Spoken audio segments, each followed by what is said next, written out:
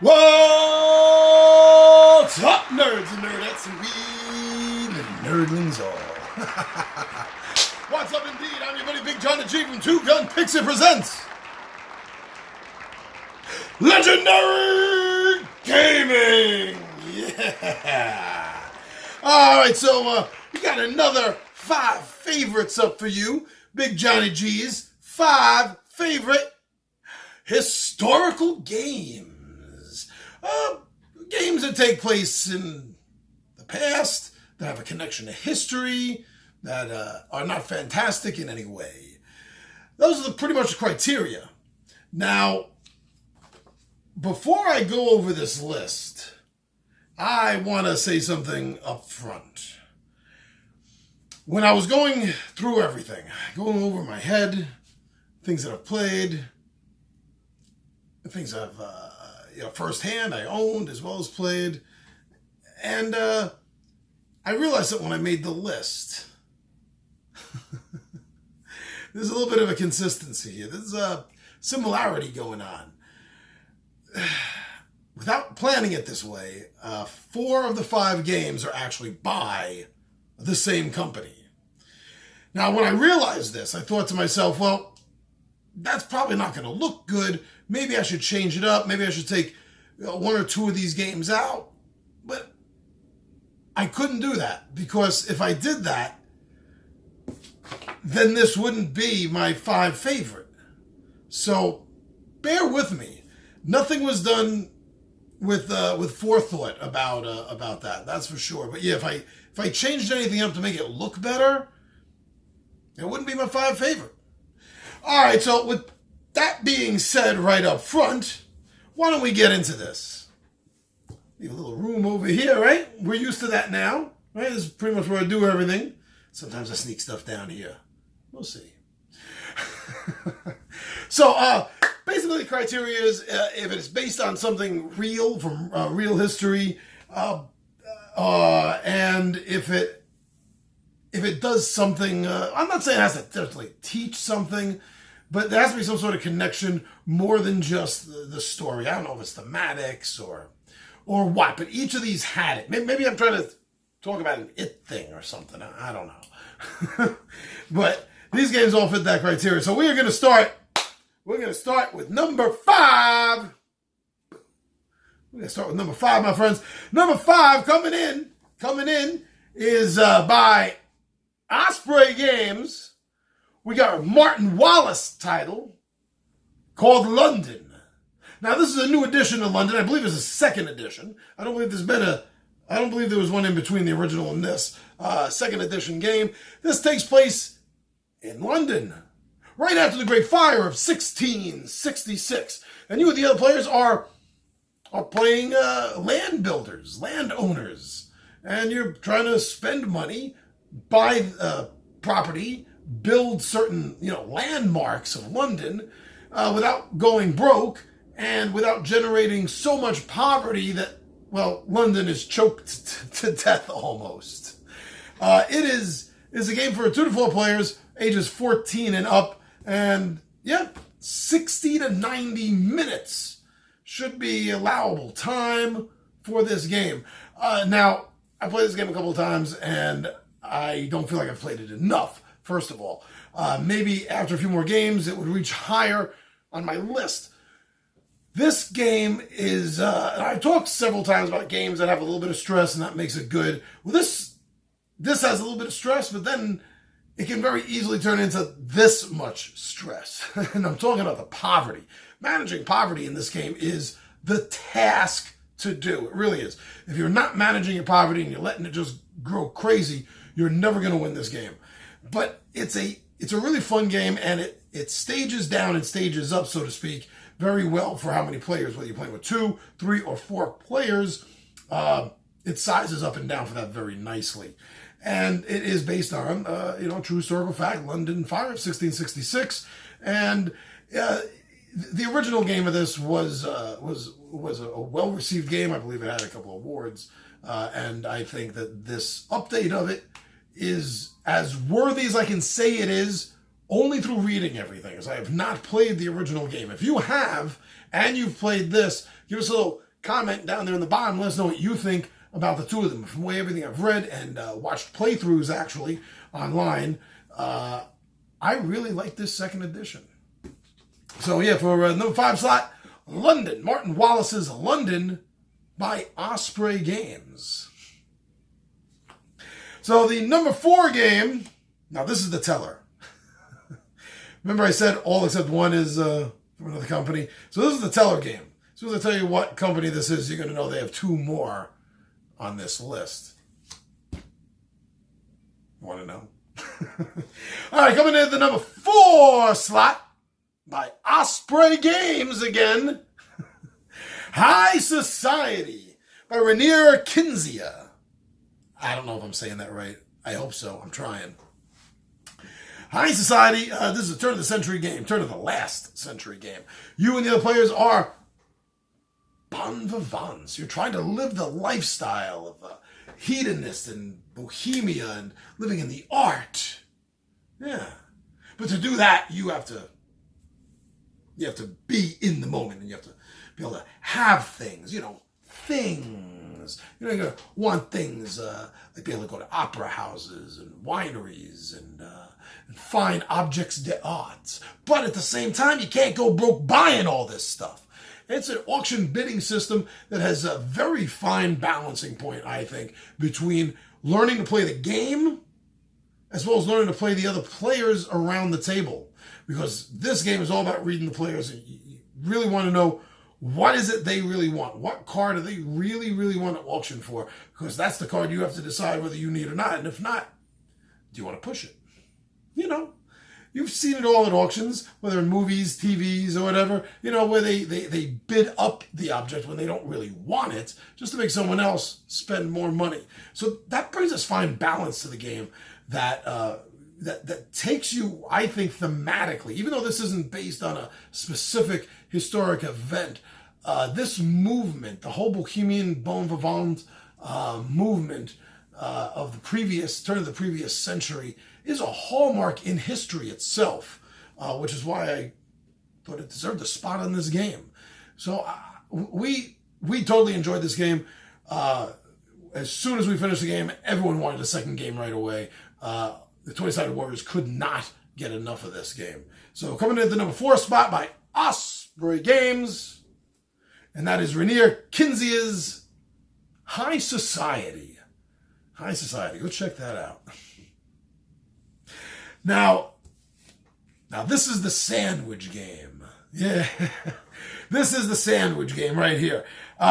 This game, on my number 3 list, I can't wait to get to the table again. I've only played it 3 times already so far, and I just can't wait to get it back to the table again. I've actually found myself thinking about this game at times. It just really works its way into me. And that game it's published by Eagle-Gryphon Games. It's by Peter Hawes, and that is Triassic Terror. Now, Triassic Terror is for 2 to 6 players, 14 and up. Should run you about 90 to 120 minutes. That's what this says. Maybe a little bit more with more players, but you expect games to stack like that, right? Sure. You should anyway. So, Triassic Terror is in the historic games because you can't get more historic than this, my friends. This is literally dinosaurs! So this area control game is all about dinosaur pods. Each player is in control of a little pod of dinosaurs, and your goal is to proliferate these dinosaurs. You want to get them out in the world. You want them to outnumber every other pod of dinosaurs. So you need the better grazing areas, and you need more areas in general. So this has a bidding system in it, as well as the area control system. And you're bidding for actions that you're able to do during your turn. And the game is divided into 3 epochs. So there's a lot of little strategy in this game that's all built upon the previous strategy. You see what I mean? And that really makes this game interesting because you're sacrificing your turn in initiative order by which tile you bid for, which action tile you bid for. So the balance in this game of strategy and, well, let's just see what happens is really, really fun. But to me, the most fun part of this game is the fact that in other area control games, if someone gets there before you, you SOL. But in this game, if you get control of the T-Rex or the Velociraptors or the pterodactyls, you can eat other players' dinosaurs. And that is so cool, man. I'll tell you, that really is. There's a few area control games I like, each of them for their own specific reason, not because they're area control games. And that's the primary reason for this one. So coming in at the number 3, sandwiched right there in the number 3 spot, my friends, by Eagle-Gryphon Games. Peter Hawes is the designer, and that is Triassic Terror. I think you might like that one. Now the number 2 spot, coming in at a photo finish. Let me just tell you that this is nose to the wire, my friends. This is truly a photo finish between these two. And they are, yes, as you've guessed it already, Osprey game titles. Coming in at the number 2 spot, Escape from Colditz. So this World War II era game is designed by Major P.R. Pat Reed and Brian DeGasse. Major Pat Reed survived Colditz. He was a POW, prisoner of war, the English army, the British army, that was taken and put in Colditz. And Colditz was known as the most impenetrable, impossible to escape from prison in Nazi Germany at the time. And there were a few escapes. It wasn't completely inescapable. And most of them were recaptured. Several of them were true escapes that totally got away, and Major Pat Reed was one of them. And what he did was he ended up designing a game. Now he also wrote a book about it, which got turned into a TV movie, a TV series, a movie. Wow, he really delved right into this. And for the game is exactly what in real life, with real-life technology and items on hand during World War II, 1940 era, to escape from a Nazi prison. You have to use these everyday items in such a way that you're going to be able to escape, because that's exactly the only way the ones that did escape got out. If they did it in real life, you can do it in a board game. So this is a one versus all game where somebody's going to play the prisoners. There's going to be multiple players playing the prisoners, and there's going to be one player playing the guards. And they each have their own different set of action cards that they're able to call from that do very specific things depending on whether you are a prisoner or you are a guard. The cat and mouse back and forth between the one player and the all is very engaging. Because of the way it's set up. Most other one versus all games, you're looking at that one player being this sort of dungeon master, game master, overlord, alien, warlord kind of thing, who's sitting behind a screen, and it's very RPG style, adversarial RPG style. Most DMs aren't supposed to be adversaries to their players. But this one is different because there is a constant back and forth with the guard player and with the prisoner players, and that makes it very interesting and one of my favorite one versus all games because of that. So coming in the number 2 spot, Osprey Games by Major P.R. Pat Reed and Brian DeGasse, and that is Escape from Colditz. You've been waiting so patiently, my friends. Thank you so much. Now, the number 1, my personal number 1 favorite historical genre-themed board game, my friends, by Osprey Games. And this is The Lost Expedition by Pierre Sylvester. Now, this game is for 1 to 5 players, ages 14 and up, and could take you between 20 and 40 minutes, maybe. Now, this game is based on the actual fact that Sir Percy Fawcett, his last expedition into the Amazon, 1925, I believe it was, he went missing. Now, he was a famous explorer. He wasn't just some guy that got up and put on some pants and walked down the street, got on a bus, took a plane, went down the Amazon, and said, I'm going to investigate stuff. He was a retired military individual. I can't remember all his titles, but he was a retired British military, and he was a world-famous explorer at a time period where the world was still able to be explored in this high adventure style. You know, I guess the beginnings of the dying days of it. And he, for one of his earlier expeditions, he was convinced that there was a lost city. The lost city is Z, El Dorado. And he went back determined to find it. And his very last transmission, he specifically said that if anything goes wrong, he did not even want a search party because it would be too dangerous, and he did not want to be responsible for their lives. There's been a lot of speculation. There's been a lot of conspiracies. The game deals with none of this. None of this, my friends.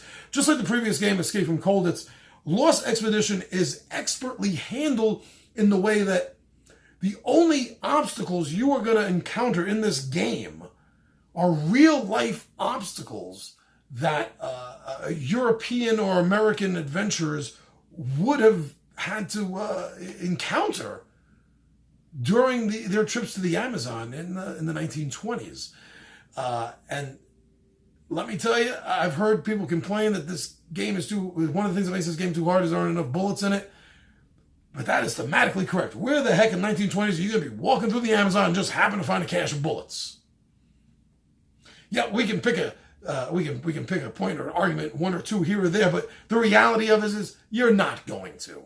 You are not going to. So you have to be very careful how you manage your resources. You have to be careful how you manage your food. You have to be careful how you manage your bullets. And you got to keep this party of 3 adventurers, you got to keep them alive. This is a cooperative game. It can be played head-to-head. It can also be played solo. The only thing I haven't done is a head-to-head yet. But this game is very engaging in having to work through all these problems. And I enjoy it as a solo game. In fact, I got to get even with it as a solo game. It needs a grudge match. But I prefer it as a cooperative game. Well, that being said, until I play a head-to-head, one-on-one on it.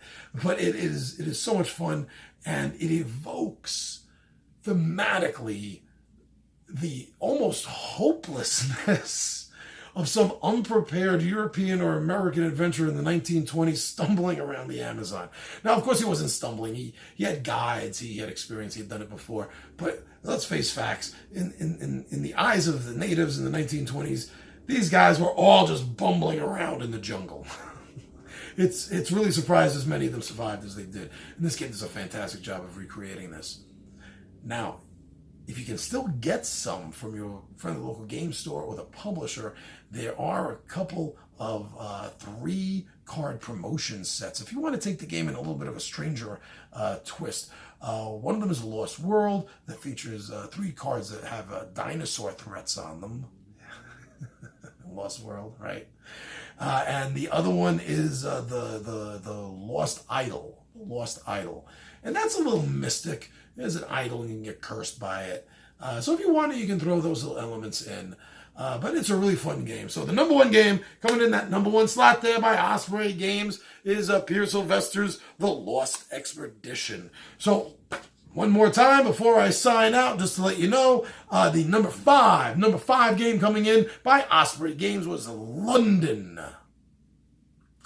The number 4 game, also by Osprey Games, was High Society. Sandwiched right in the middle there, Eagle-Gryphon's Triassic Terror was right there in the middle, like an Oreo. And number 2, Osprey Games' Escape from Colditz. And the number 1 game, Osprey Games, is The Lost Expedition. These are my personal 5 favorite historically themed board games. What are yours? I really want to know because I like this genre. It's not underused, but I don't think it's used enough. So put it down in the comments. Let me know what historical board games that you like. So thank you everyone for following us on Facebook and Twitter, on Instagram. You know, we don't really get on that too much, but thank you so much for those of you that do try to follow us on that.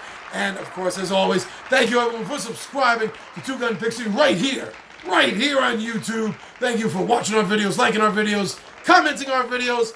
Thank you so much for sharing our videos.